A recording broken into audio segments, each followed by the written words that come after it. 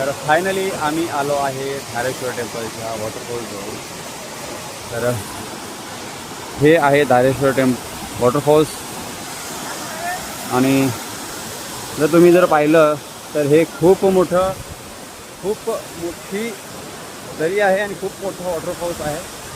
आणि आजूबाजूने जर तुम्ही पाहिलं तिथे पर्वत आहे, जे दगडाने जे बनवलेलं आहे ना, ते खूप असं भयानक आहे.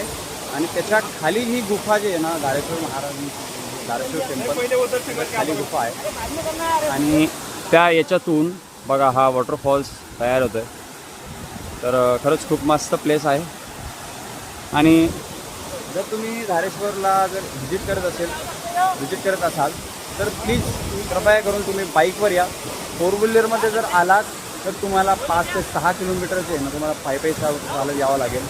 कारण की आम्ही 4 व्हीलरमध्ये आलो म्हणून आम्हाला 4 ते 5 किलोमीटर पायी चालावं लागलं. तर पावसाचं जर वातावरण असेल तर तुम्ही 4 व्हीलरमध्ये येऊ शकता, बट पावसाचं वातावरण नसेल तर तुम्ही 2 व्हीलरवर या आणि डायरेक्ट तुम्हाला वॉटरफॉल जाऊ, म्हणजे इथे या प्लेसवर तुम्हाला भेटून जाईल.